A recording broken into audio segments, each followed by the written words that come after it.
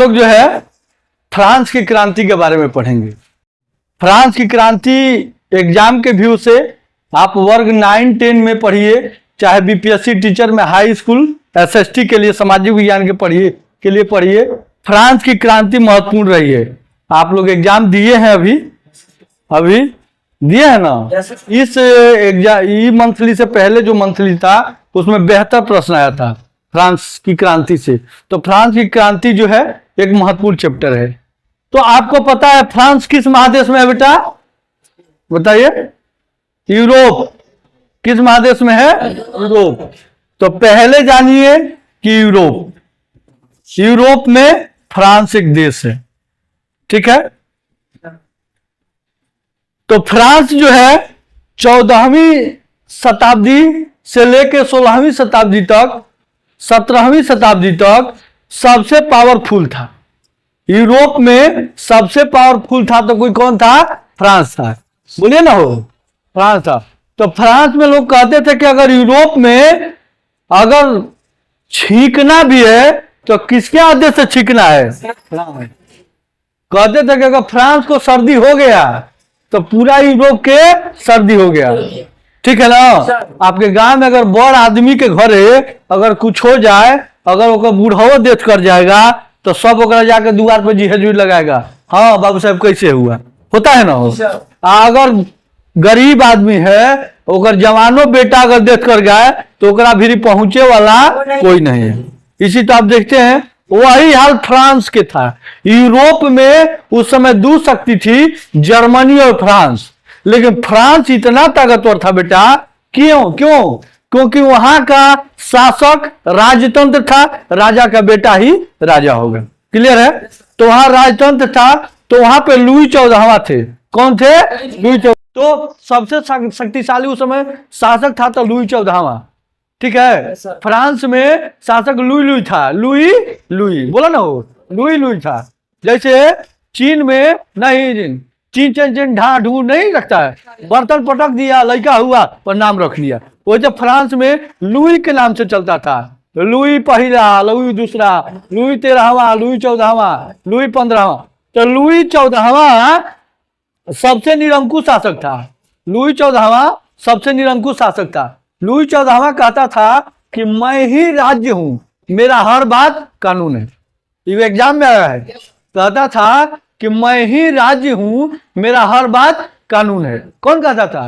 Louis 14वां। और Louis 14वां बहुत निरंकुश शासक था। लुई 14वां इतना निरंकुश शासक था कि अगर 2 भाई हैं, एक भाई अगर डकैती करके गया है और एक जेब मार के गया है, तो वो ऐसा था, ओकरा मूड के ऊपर था, जेब मारा है एकरा फांसी लटका दो, आई मर्डर किया है एकरा छोड़ दो।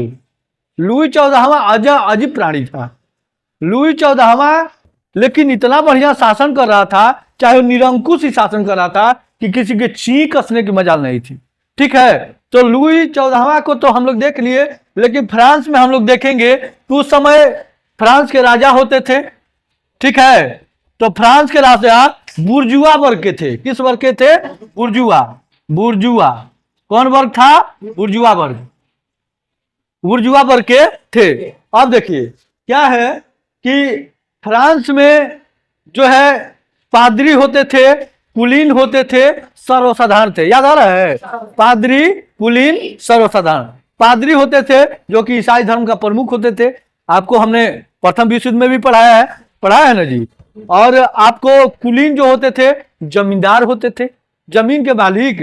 और सर्वसाधारण में जो होते थे, जैसे आम लोग जिन्हें बुर्जुआ वर्ग कहा गया, क्या कहा गया? बुर्जुआ वर्ग, या इन्हें सर्वहारा कहा गया। क्या कहा गया? सर्वहारा।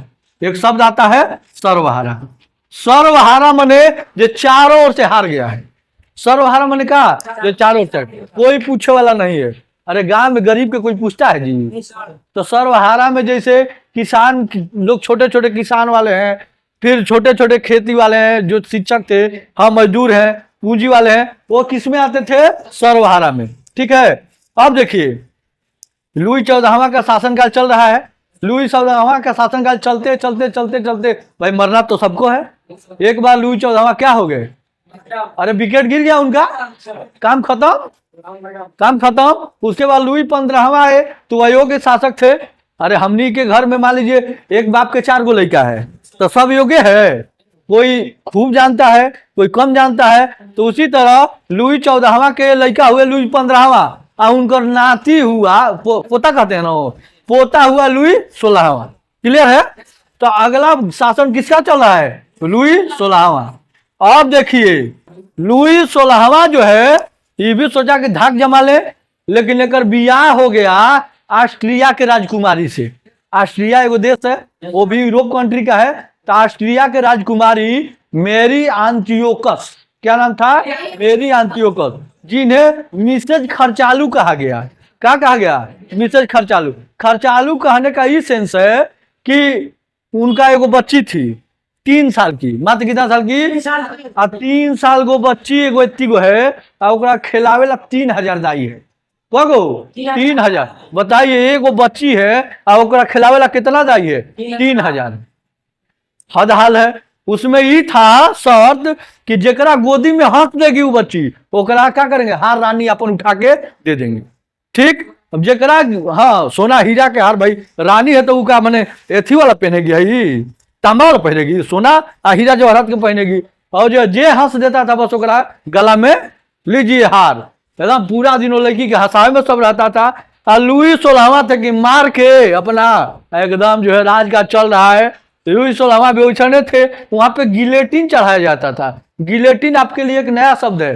गिलेटिन का मतलब इतना बड़का तलवार रहता था, ऐसे टंगल है, और राजा जी का मन हुआ कि ये जो है पॉकेट मारा है तो गिलेटिन चढ़ा दो, काट दो। ये मर्डर किया है तो छोड़ दो। ठीक? अब आते हैं हम लोग पॉइंट पे थोड़ा। इसमें कुलीन थे और कौन थे? पादरी थे। और तीसरा कौन थे? सर्वहारा। याद आ रहा है ना? सर्वहारा में खेतीहर मजदूर थे। ठीक है, बोलिए ना हो। उसके बाद किसान थे, डॉक्टर थे, जो छोटे छोटे जैसे हम लोग नॉर्मल हैं, टीचर हैं तो क्या है, छोटे आम इंसान है। तो यही था, यहाँ पर था। लेकिन राजा जो है विशेषाधिकार दिए थे। आपसे प्रश्न आएगा कि विशेषाधिकार किनको मिला था? तो पादरी और कुलीन को। आपसे प्रश्न आएगा कि विशेषाधिकार किनको मिला था? तो पादरी और कुलीन को। तो पादरी और कुलीन को क्या विशेषाधिकार था? तो ये अधिकार था कि आप जहां जितना मन उतना टैक्स वसूलिए। किनसे टैक्स वसूलेंगे? सर्वहारा से, जिन्हें क्या कहा गया? बुर्जुआ। जिन्हें क्या कहा गया? बुर्जुआ वर्ग ना। एकदम सर्वहारा, सर्वसाधारण जो है उसे क्या करेंगे? टैक्स वसूलेंगे। फ्रांस की क्रांति में ये देखिए क्या हो रहा है। अब बताइए 90% टैक्स ही भर रहा है, अब मात्र 10% ही भर रहे हैं। आमदनी है 90% इनका, आज आमदनी है 10% इनका।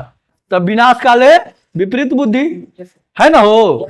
अब बताइए जो 90% कमा रहा है ओकरा करेंगे 10% भरो टैक्स। आज जो 10% कमा रहा है ओकरा कह रहे हैं कि 90% भरो। ठीक है? अब बताइए क्रांति होगा कि नहीं होगा? होगा, जाहिर सी बात है। वहां के लोग कहने तब और चिढ़ गए जब पादरी और कुलीन अगर कोई गलती करके जाता था तो उसको राजा जी क्या करते थे? रिहाई कर देते थे।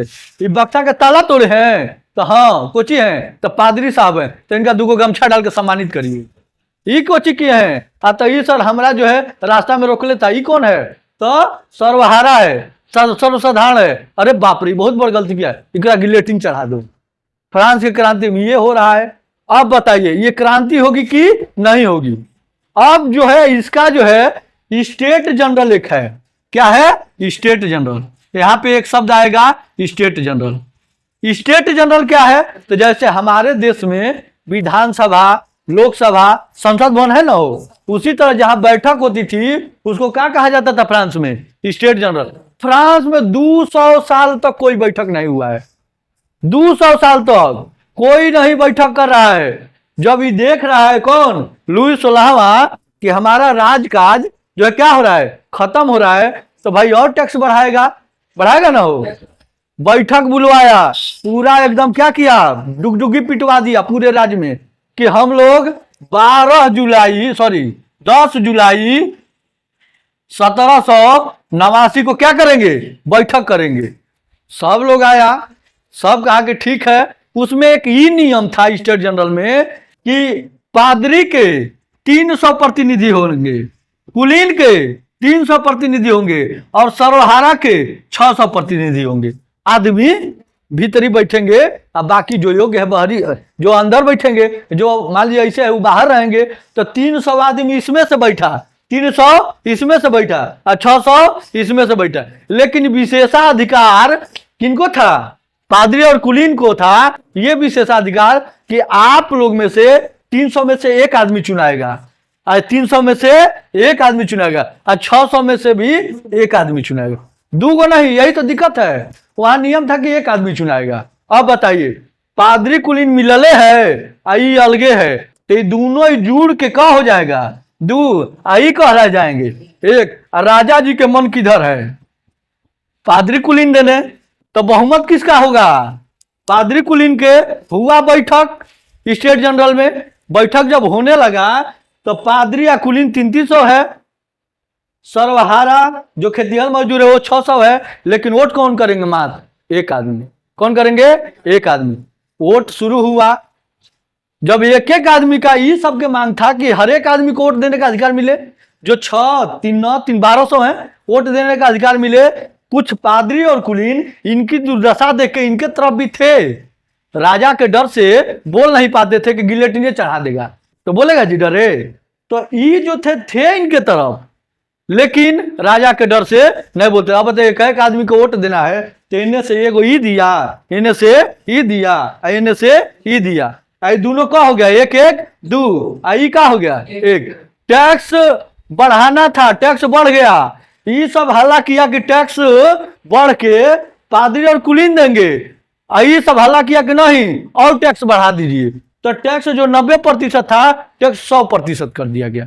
अब बताइए, जो उपज करेंगे वो टैक्स देंगे कि खाएंगे, टैक्स ना देंगे हो तो मरेंगे खाए बिना। ये सब जो है आंदोलन कर दिया, हल्ला गुला कर दिया कि हम लोग इस बैठक को नहीं मानते हैं। क्या करते हैं, हम लोग इस बैठक को नहीं मानते। कौन हल्ला किया, बुर्जुआ वर्ग, सर्वहारा जो सर्वसाधारण है वही ना हल्ला करेगा कि 90% देते थे, अब कितना देना है, 100%। हुआ हल्ला, मचा को हराम। राजा जल्दी जल्दी अपना सैनिक जो है लेकर सब भागा कि बाप रे राजा जी के ऊपर ना हमला हो जाए।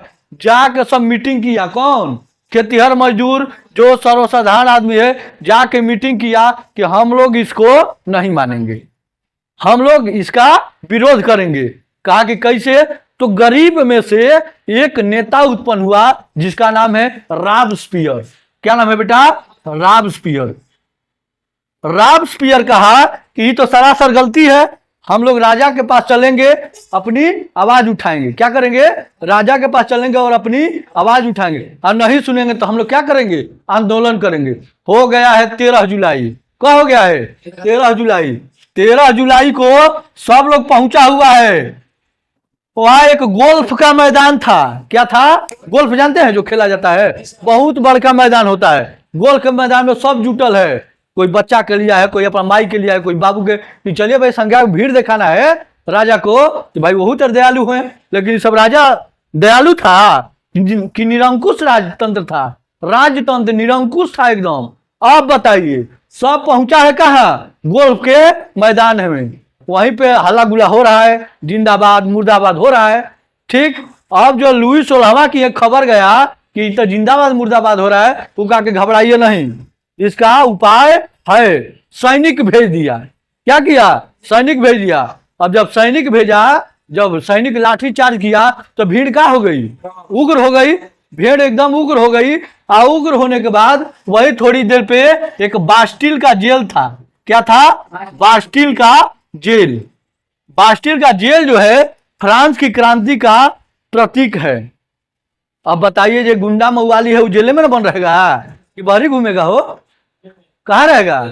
अब मान लीजिए आपके पटना का बेऊर जेल है, तो में के है, शरीफ लोग हैं, तिहाड़ है, शरीफ लोग हैं। कोई अगर आदमी यहाँ का चुनौती दे दे कि हम लोग बेऊर को तोड़ेंगे, उसको तोड़ेंगे, तिहाड़ को तोड़ेंगे, तो सरकार के लिए चुनौती होगा ना। इसी तरह ये सब आदमी कहा कि हम लोग स्टेट जनरल के बैठक को नहीं मानते हैं, हम लोग बेऊर जेल को सॉरी बास्टिल के जेल को तोड़ देंगे। एकदम पूरा सैनिक लगा दिया, कौन, लुई 16वां लगा दिया, और कहा कि हर हाल में जेल नहीं टूटना चाहिए, नहीं तो जेल टूटेगा तो और ही हीरो निकल जाएगा हो। ये सब जाके जेल को क्या कर दिया, तोड़ दिया, और तोड़ के जेल सब अपना था बड़ियार बड़ियार सबको क्या कर दिया, लेके बाहर गया, और जबरदस्त गर्दा हो गया।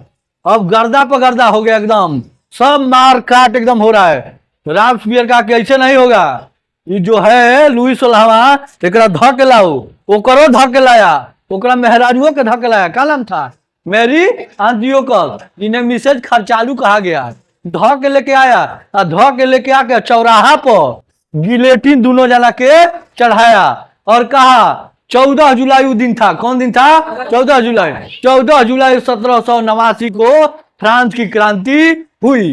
कब हुई, 14 जुलाई 1789 को फ्रांस की क्रांति हुई। यही नहीं, इसके बाद भी फ्रांस में क्रांति हुआ है, 1830 की क्रांति हुआ है, 1848 की क्रांति हुआ है। इसके बाद जो है लुई 16वां के बाद लुई 17वां नहीं बैठता है, कहता है कि बाप रे हमारा बाबूजी के ये सब जो है काटले है, हम गद्दी पे नहीं बैठेंगे। इसके बाद लुई 18वां गद्दी पे बैठता है।